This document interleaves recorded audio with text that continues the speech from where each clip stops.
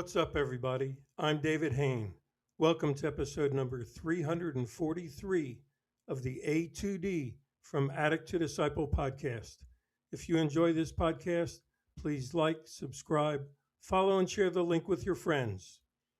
Today's episode is number 343, and it's entitled I'm Back.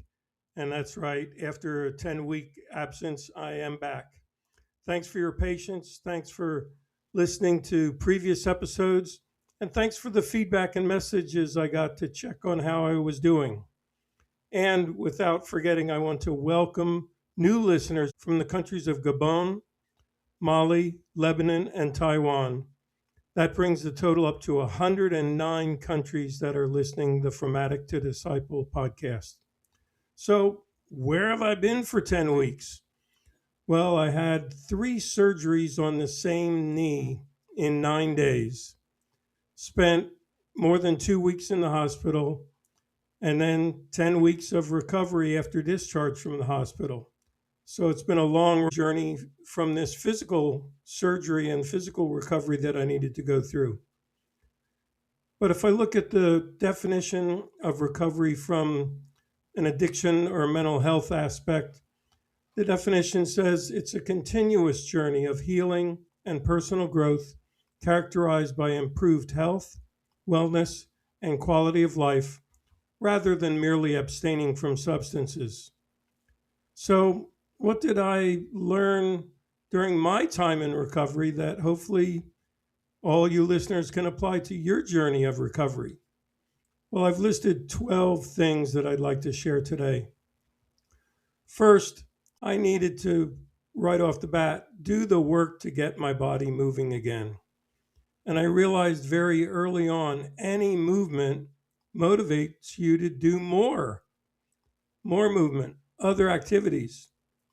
And I had a long list of things I couldn't do. In the beginning, I couldn't get up, couldn't sit up, couldn't roll over, couldn't even lift my leg that had been operated on. And when people would get me up, I couldn't put any weight on that bad leg at all. The pain was too excruciating, and it just wouldn't hold any weight whatsoever. So I went from a wheelchair, then after weeks in that, to a walker, then after weeks in that, just recently to a cane. And just the last couple of days, I've been practicing a little bit of walking inside my apartment with no support device. Again, just a little bit. And with each of these steps of getting moving again, I have to be honest, I practiced each one alone in my apartment before going public with it. I didn't have the self-confidence to risk public exposure. I wanted to build up self-confidence alone with nobody looking at me before I'd go outside. And I didn't want to risk falling and ending up back in the hospital again. My ultimate goal is to walk without a cane, without needing any crutch whatsoever, and hopefully not with a big limp. So the first thing I had to focus on again was getting the work in to get my body moving again. Then the second thing I realized was I could not minimize my limitations. I had to be transparent, open, and honest. People didn't really want to hear how hard it was, or they sort of wanted to think the better for me. But I realized early on they do deserve to know my reality and not jump to their own conclusions or false assumptions of how strong I was. And I was telling people I'm getting stronger every day, and that fueled them thinking I was better off than I was. So I had to learn to not do that and to ask for help with things that I couldn't do.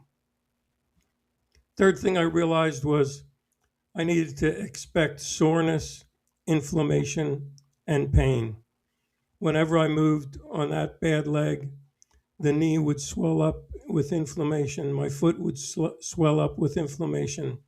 And I had to go back to that physical treatment suggestion of RICE, R-I-C-E, rest, ice, compression, and elevation.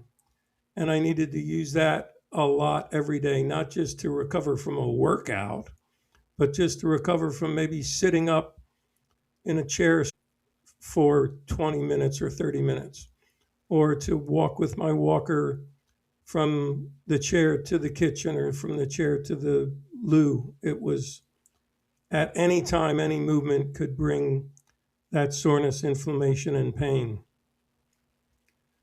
The fourth thing I realized was I needed to develop a routine of loosening up, stretching, and getting ready for whatever my next step was. I couldn't just wake up in the morning and roll out of bed and go on my way. I had to stay still and plan extra time to be able to loosen up that knee joint, to be able to take care of it if it needed ice, to be able to stretch out my leg, just to be able to get ready to sit up and move, even if it was just to get out of bed. So I want to ask you, what's your warm up routine when you get up that aids your overall recovery? The fifth thing I realized was I needed to find people who made me want to show up and develop a friendship or relationship with them. People who I intentionally had to keep in touch with after they reached out to keep in touch with me by text or WhatsApp or phone or in person. I had to be available. I couldn't act like they were an interruption and give them the 5 or 10 minutes that they wanted to catch up with me on. And if I couldn't do that, to definitely set a time where we could talk for an hour or as long they wanted to. And to remember to remind them that I really appreciate their friendship. I appreciated them checking up and how motivating that was to me. The sixth thing I needed to embrace was the social aspect of recovery. I needed to find a group that could become friends, who were waiting to see me at that group, who would miss me when I didn't show up. And for me, that was my physical therapy group. I went to physical therapy 3 times a week the last 9 weeks, and I needed to keep showing up. And I heard people giving me encouragement like, we're always here for you, we're always with you, it's good to see you. And I needed to respond with words like, I couldn't have come this far without you. But I also found that the questions of how you doing sort of got me down a bit because it was obvious how I was doing. I was still in pain. I was still hobbling. I was still not happy about the situation. So I found myself saying, do you want to go for coffee? Do you want to have a dessert? Do you want to go for lunch? Rather than just answering a how you doing with, well, I'm pushing through, and then they go on their way and I go on mine. The other thing I needed to deal with in this regard, number 7, is what do I do on my off days? I had the physical therapy 3 times a week, but what about the other 4 days? So I had to get back in touch with my mindful activities. I had to get in touch with reading and podcasts and contemplative exercises and meditating and journaling, staying in touch with my 5 senses and making sure that I stayed in the present and observed the things that my 5 senses could pick up with and be appreciative of them. I had to focus on my daily personal care, my nutrition and hygiene, healthy snacks, sleep. And I can tell you the personal care was tough in the beginning when I couldn't get out of bed to go to the bathroom or to bathe myself or anything like that. But I had to be intentional about it because when we take care of our personal care and personal hygiene, we get a better attitude to go about the day. Then I had to get involved in how do I develop other things to do on my off days. And I used this day to order groceries, even though I was ordering them online for delivery to my door. I wouldn't order them on a day that I had already been out to physical therapy. I'd order them on the off days. And any household chores that I needed to do, I'd do on the off days. I do meal prepping and cooking and cleaning and laundry on the off days to sort of fill the time so I didn't get bored, so I had things to do. Then number 8, which was a big one, I'd intentionally work on getting my mind embracing dreams again. I realized that I was focusing on all the things that I couldn't do and how I was less active, less involved, less confident, and more isolated.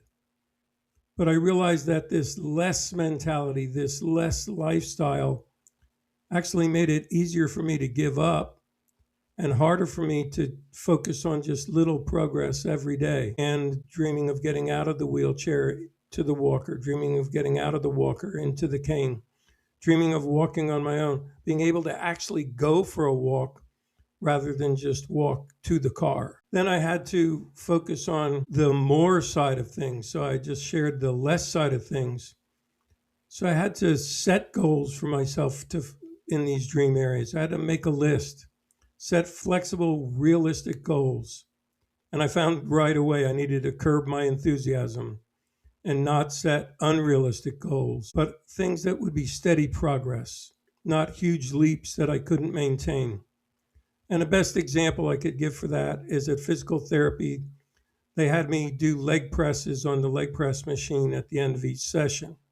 And they started me on 60 pounds and 20 reps. And I kept upping it every week by 20 pounds and got up to my most recent one was 220 pounds and 50 reps.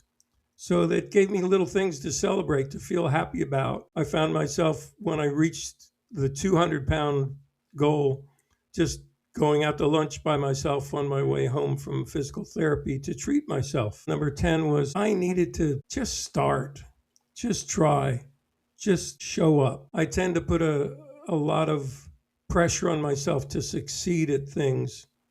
And I had to accept that I wasn't the pro. I was not even good at the stuff I was doing. I was hobbling along. So I had to just show up and just try this stuff, especially at physical therapy, especially at being able to go out to meet family members for a meal at a restaurant or something, to be able to get in and out of the car and drive myself to the doctor appointment. And so I found myself observing others, asking for help and pointers from other people who were at physical therapy who were further along than me. And you know what I found out? Coaches are everywhere. If you ask for advice when you see they're further along on this journey than you are, the next thing you know, they're coaching you on anything you want to know. Number 11, I found that I had to learn from those who are not just doing it, but eagerly embracing it, having fun doing it, even if they are not best at it and still have their own struggles. So as I saw that coaches were everywhere, I couldn't just jump on coaches who were eager to share their advice with me, but ones who were showing up themselves and doing the things and embracing it and having fun doing it. And finally, the 12th thing that I've realized I needed was to find the motivation within and the courage to try the next thing, take the next step, take the risk. And that involved understanding my fears. I had to look myself in the mirror and say, what are you scared of, David? Why are you staying inside rather than risking going outside and going for a walk with your walker? Why are you saying you want to wait till you can go with the cane? Why are you saying you want to wait for a walk till someone's there to walk with you in case you stumble or fall? And so I had to really come to grips with my fears and realize that losing my balance for a moment is okay. Tripping up or stumbling is normal. That's how I developed the muscle memory to catch myself so I don't fall. I hope you've learned from my journey some things that you can apply in yours. This was a long journey and I'm still not through it. The key I'm realizing is it's okay to lose my balance. I need to develop that muscle memory to be able to catch myself so I don't fall. Thanks for listening to this episode of the A to D from Addict to Disciple podcast. You can reach out and contact me by the link on this podcast, by email at davidfroma2d@gmail.com, or go to my website, www.from2d.org, and click on the contact page. Keep listening to future podcast episodes, which will be every week again. And as always, stay safe and stay resilient.